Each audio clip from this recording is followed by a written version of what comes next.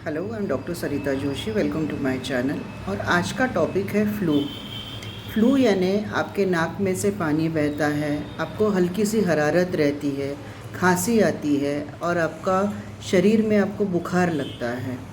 अभी ये फ्लू बहुत ज़्यादा चल रहा है, लेकिन आजकल जो फ्लू चल रहा है उसमें एक ख़ास टिपिकल सिम्टम देखा जा रहा है और वो है कि सूखी खांसी। यानी इतनी खांसी है कि पेशेंट रात भर पूरी तरह सो भी नहीं पा रहा है। उसे आयुर्वेद में वातज कास कहते हैं। कास यानी खांसी। अभी वातज कास यानी वात के कारण क्या होता है कि आपके शरीर में वात का प्रमाण बढ़ जाता है, जिसके कारण आपको सूखी खांसी आने लगती है। सो आयुर्वेद में इस वातज कास का यानी सूखी खांसी का बहुत ही अच्छा उपचार कहा गया है और सिर्फ 4 चीज़ आपको यूज़ करनी है। वो है एक यानी गुड़, लाल गुड़ जो आता है अपने घर में जो हम लोग यूज़ करते हैं खाने में, 1 चम्मच गुड़ लेना है।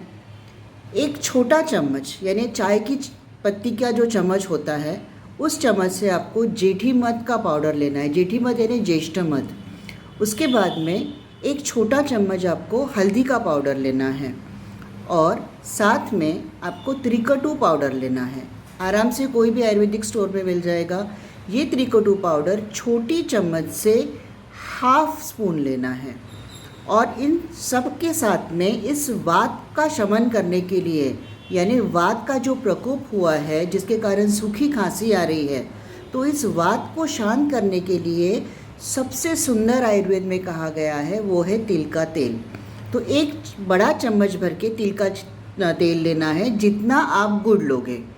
इन सब चीज़ों को अच्छी तरह मिक्स कीजिए। उसकी छोटी छोटी इतनी साइज़ की गोलियां बनाइएगा।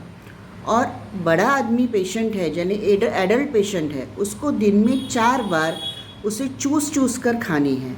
और अगर छोटा बच्चा है तो उसको दिन में 2 बार ये गोली चूस कर खानी है।